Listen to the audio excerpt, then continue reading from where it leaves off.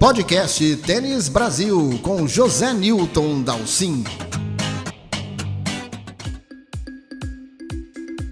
Olá, minha gente, sejam bem-vindos a mais um podcast do site Tênis Brasil. O Australia Open terminou e mais uma vez ficou nas mãos de Novak Djokovic. Mas olha, minha gente, esse não foi um título qualquer. A 9ª conquista de Djokovic no Melbourne Park, na Rod Laver Arena, que já devia, aliás, mudar o nome, de repente, para Djokovic Arena, foi a marca do poder incrível de superação que o sérvio possui. Contundido desde a 3ª rodada, poucos dias de treinamento, enfrentando adversários difíceis, principalmente o pessoal da nova geração, Zverev, Medvedev, que vinham muito bem. Ele superou tudo, superou críticas, superou insinuações de muitos jogadores, até dentro do circuito, sobre se era fato ou não a sua contusão. Então ele juntou tudo isso para fazer uma nova espetacular campanha e outra vez barrar a chegada da nova geração. Então, obviamente, esse tem que ser o assunto do podcast da semana e eu convido aqui Francisco Leite Moreira, o Chiquinho, comentarista da Band Esportes, para conversar com a gente sobre tudo que aconteceu em Melbourne. Francisco Leite Moreira, Chiquinho, antes de mais nada, obrigado, é um grande prazer ter você aqui no podcast do Tênis Brasil. Aliás, deixa eu já, logo de cara, dar um alerta para o pessoal que acompanha muito o seu blog, Chiquinho, dizendo que, para explicar para as pessoas, que o blog está com um problema técnico, nós não estamos conseguindo recuperar um problema que houve com o servidor onde está hospedado os blogs, Houve uma pane num determinado momento lá no servidor do UOL, e nós não conseguimos recuperar esse blog, e é por isso que o blog do Chiquinho está momentaneamente fora do ar, mas ele vai voltar já já. Chiquinho vai conversar com muita frequência com vocês. Mas, Francisco, acabou o Australia Open, tivemos aí mais uma conquista do Novak Djokovic, 9 troféus, e eu acho que a gente precisa falar um pouco, analisar bastante o que aconteceu nesse campeonato tão diferente, Acho que a primeira coisa que a gente precisa avaliar quando a gente pensa nessa excepcional conquista do Djokovic é que ele, desde a 3ª rodada, ele estava contundido. Ele sentiu aquela lesão no quadril que ontem ele explicou novamente que se trata de uma ruptura muscular, provavelmente uma pequena ruptura muscular, porque senão ele não teria conseguido, obviamente, chegar até o fim do campeonato. Mas ele ficou lesionado, isso obviamente causa uma grande pressão psicológica no jogador e jogou praticamente sem treinar a partir dessa rodada. Ele só foi voltar a um treinamento normal mirando a final contra o Medvedev já no sábado. Todas as outras rodadas, ele evitou o treino no dia de descanso. Então eu acho que isso coloca ainda com uma coisa mais excepcional ainda dessa grande campanha que ele teve e a conquista do título. Obviamente eu quero toda a sua análise sobre o que aconteceu em Melbourne. É com você, Francisco. Olá, Zé Newton, olá a todos. Prazer muito grande estar com vocês nesse espaço que eu considero dos mais valiosos do tênis brasileiro, sem dúvida nenhuma. A turma que acompanha o site Tênis Brasil é super bem informado, então não nos perdoa qualquer deslize, viu? Mas também, obrigado aí pela lembrança, a questão do blog. E quanto ao Novak Djokovic, esse é um semideus, Nós temos alguns jogadores que são humanos, que estão fora desse Big Three, e tem esses semideuses que seguem dominando o tênis mesmo após os 30 anos. A questão da lesão do Novak Djokovic, eu coloquei até dia desses lá no Ace Band Esportes, ao lado do Sareta, da Vieira, da Renata Saporito e da Thaís Baffini também, uma questão muito curiosa, O Rafael Nadal entrou no Aberto da Austrália sem sequer poder jogar o torneio preparatório, o ATP Cup, porque estava com uma lesão na lombar, entrou na competição falando que seu saque estava bem diferente, mas o que eu vi em várias mídias sociais internacionais, não só aqui do Brasil, especialmente internacional, é de que se colocava no Twitter, por exemplo, aquelas enquetes: Djokovic está mesmo machucado? Djokovic está fazendo encenação? Ou Djokovic realmente não consegue jogar o seu melhor? Enfim, Essas questões de lesões são muito complicadas, são muito subjetivas, e quando muita gente fala de ruptura no abdômen, eu lembro que o que acontece especificamente, que isso eu vi de um pessoal do leste europeu, que continua acompanhando internacionalmente através do Twitter, é que ele teve não teria sido na verdade uma ruptura, e sim um estiramento. O estiramento é a melhor maneira de você tentar resolver essa solução, é dar descanso. Muito pouca gente leva em consideração um detalhe dos mais importantes, que é descansar também é treino, e é o que fez o Novak Djokovic dentro do possível. Mas, como disse que ele é um semideus, nada atrapalhou essa excepcional conquista de Novak Djokovic, que nos momentos importantes soube jogar um tênis espetacular. Eu lembro até das semifinais de 2010 e 2011 do US Open, que o Djokovic jogava contra o Roger Federer. Na de 2011, o Federer sacava 5-4, 40-15, o Novak Djokovic deu uma devolução de saque cruzada em cima da linha adversária, e aí acabou levando o Roger Federer ao desespero, acabou vencendo por 7-5. Em 2010, também o Novak Djokovic viveu uma situação das mais complicadas e venceu o Roger Federer por 7-5 no quinto set, depois de estar perdendo 5-3 no quinto set, saque para o Federer. O Federer chegou a novamente 40-15, o Djokovic conseguiu empatar 40 iguais, vantagem, e na vantagem o Federer cometeu dupla falta e aí caiu num buraco e Novak Djokovic não perdoou. Ou seja, também no Aberto da Austrália, ele se supera nesses momentos difíceis. Momento de lesão no abdômen, momentos difíceis na partida contra o Medvedev. Ele transformou essa partida contra o russo Daniil Medvedev num jogo aparentemente fácil. Uma boa vitória, sem dúvida nenhuma, de um dos maiores gênios da história do tênis. Acho que todo mundo percebeu, né, Chiquinho? Ficou muito evidente isso lá desde a ATP Cup e aí muito mais, né, durante a Australia Open, o quanto evoluiu o saque do Djokovic, né? Ficou mais veloz, mais preciso, isso ajudou a sair de várias situações complicadas ao longo das partidas, né? Principalmente nesse momento que ele estava com aqueles problemas físicos, né? E ele, inclusive, forçou muito mais o segundo saque do que ele costumou fazer e acabou com mais 103 aces, né? Mais de 100 aces no campeonato, primeira vez que ele consegue fazer mais de 100 aces num campeonato e a primeira vez que ele lidera a tabela de aces de um Grand Slam, né? Quer dizer, mais uma façanha para o Djokovic nesse Australia Open. E aí eu fiquei curioso e fui tentar descobrir se ele havia comentado em algum lugar o que é que ele tinha feito ao longo desse tempo para mexer no movimento de saque dele, né? E eu acabei achando um vídeo de uns 6 meses atrás em que ele justamente explica quais foram essas mudanças que ele precisou fazer, né? Ele explica ali rapidamente que entre 2010 e 2011, quando ele começa a mexer no saque, ele fazia um movimento muito amplo em que ele usava muito a abertura de cotovelo e isso até deixava a raquete longe da cabeça dele. E foi justamente esse movimento que ele tinha que acabou causando a lesão no cotovelo dele, né? Porque ele forçava muito essa parte para poder imprimir a velocidade no saque.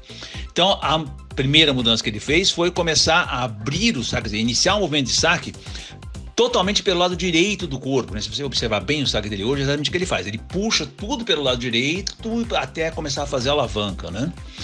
E, obviamente, ele treinou muito isso e cada vez ele está mais confiante nessa forma de jogar, né?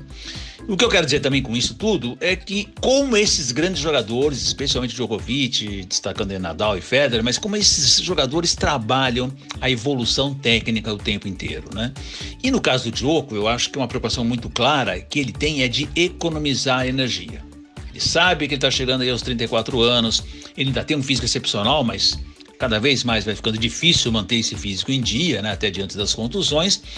E ele, então, de forma inteligente, já procura simplificar o jogo, os pontos, e já também como ele já fazia, né, já faz e fazia com o calendário dele, sempre enxuto, sempre focado nos grandes eventos, né?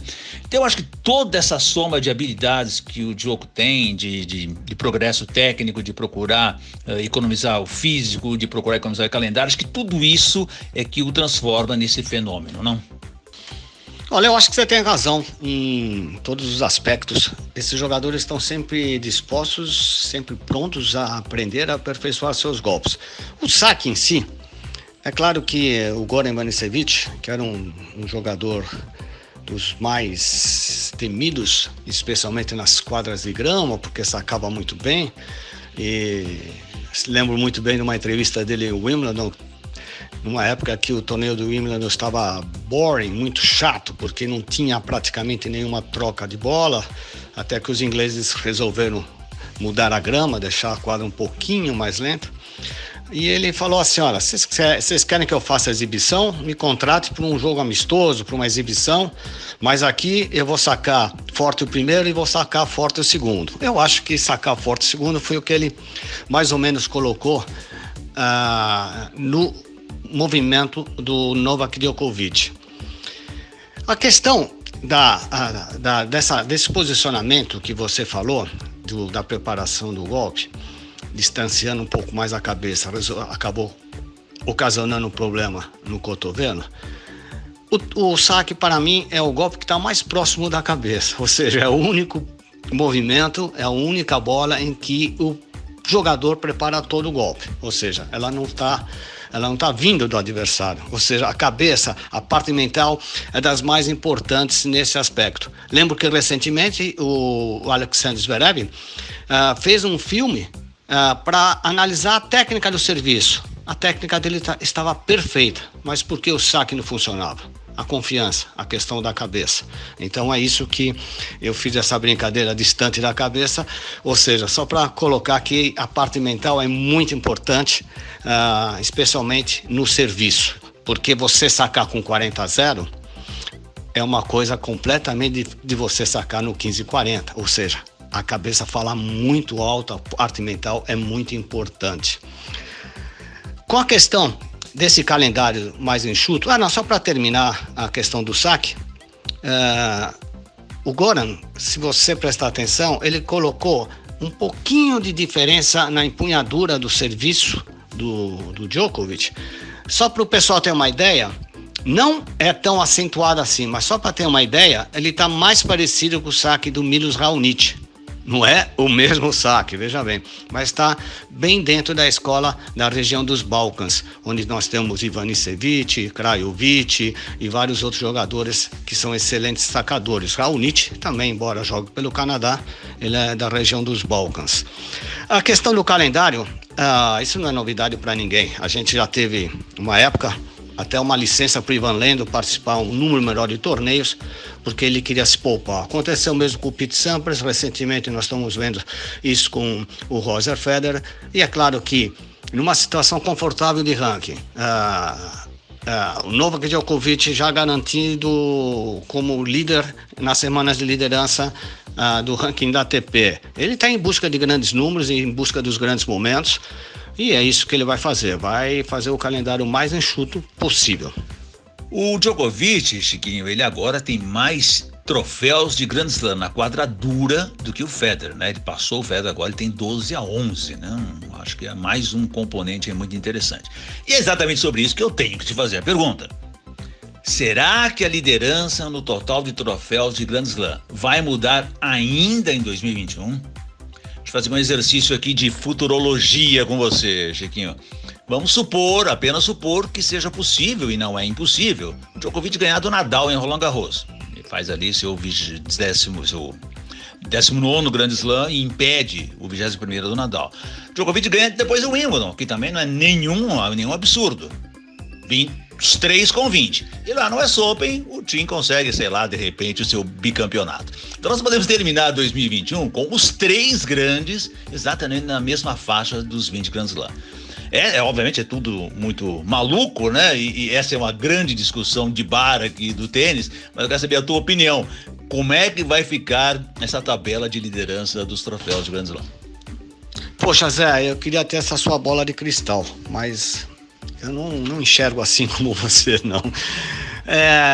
Claro que o Djokovic tem excelente momento, que o Big Three tem tudo para manter ainda uma liderança, e é por isso que Eu vejo com bons olhos a chegada dessa nova geração, mas eu tenho que dar a mão palmatória para o Marat Safin, falando que essa nova geração ainda está longe do Big Three. Torço muito para essa nova geração, mas essa questão aí, eu colocaria, vamos acreditar que o Marat Safin esteja certo. Eu acho que no próximo evento, Roland Garros, acho difícil o Djokovic tirar o 14º do Rafael Nadal. Aí depois nós vamos ter o Wimbledon.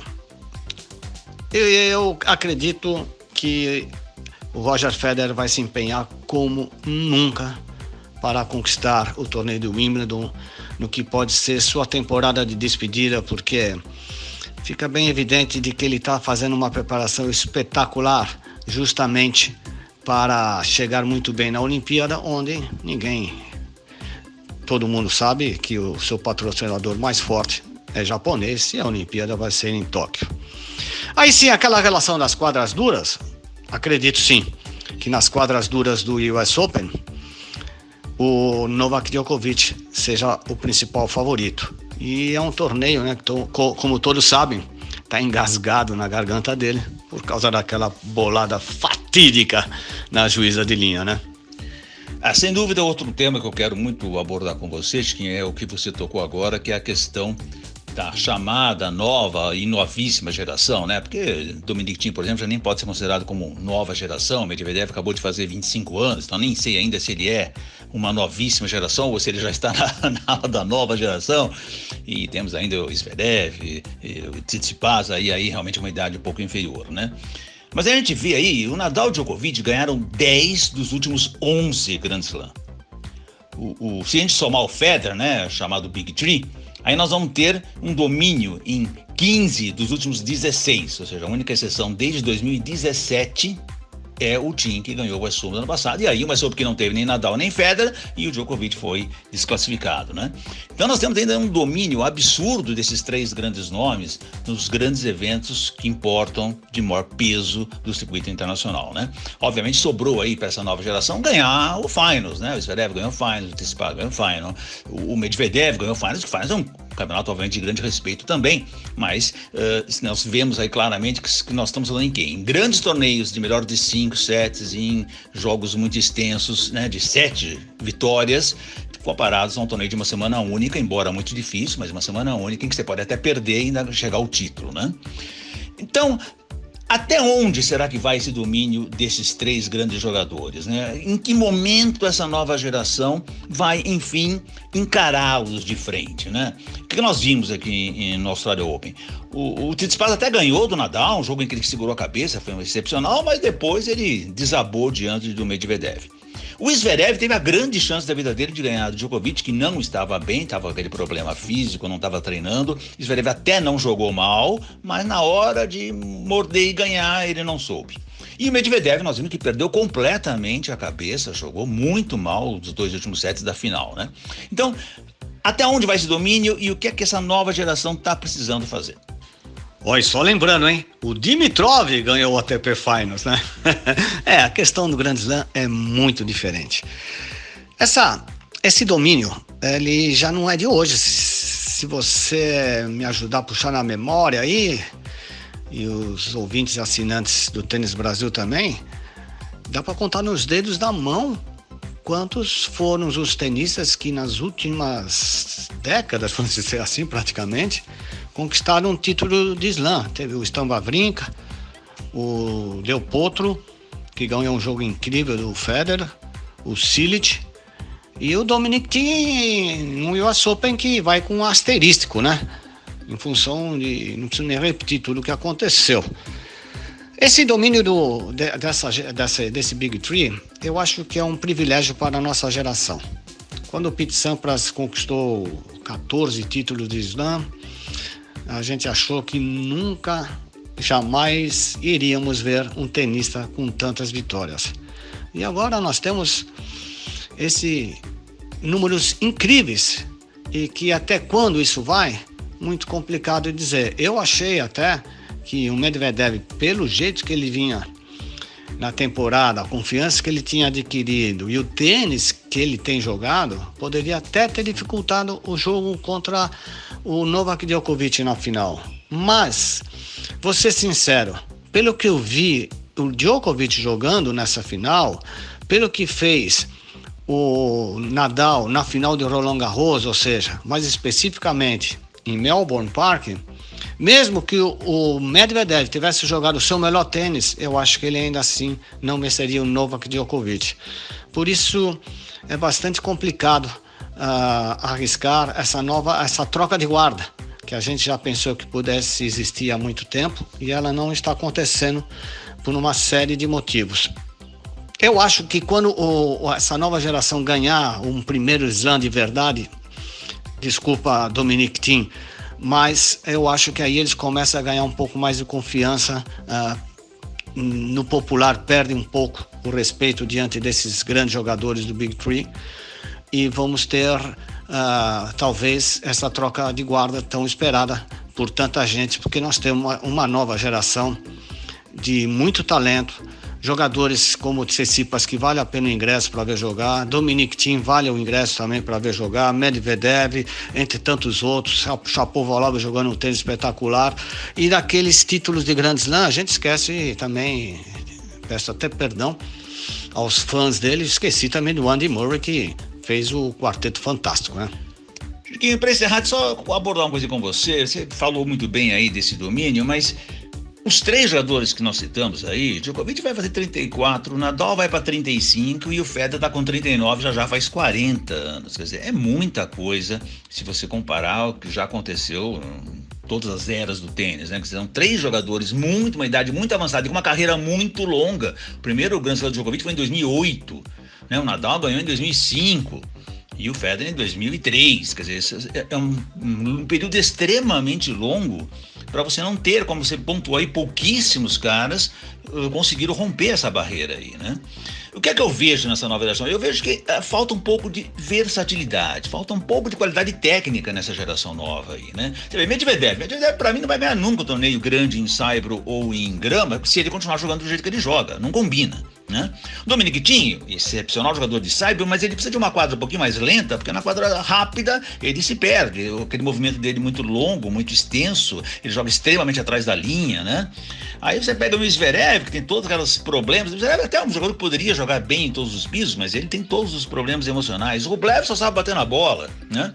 Eu vejo um extremamente habilidoso, que é o Denis Shapovalov, puxa, pra mim o Shapovalov tinha tudo pra ser um grande nome, né? Canhoto, saca extremamente bem, tem aquele efeito terrível de bola ao contrário, joga na rede magnificamente bem, é um dos poucos que ainda aposta bastante em jogar dupla pra melhorar seu jogo de rede, só que falta a cabecinha no lugar, né? E cada vez está se passando o tempo e faz. E o Aliassime, que todo mundo achava, inclusive eu, que ia ser um fenômeno tal, não consegue nem ganhar a ATP 250. Então, no fundo, eu acho que falta um pouco de qualidade, falta talvez esses jogadores acreditarem um pouco mais neles ou até trabalhar um pouco mais. Como é que você vê isso? Concordo com você. Eu acho que a questão técnica está muito linkada à parte mental desses jogadores.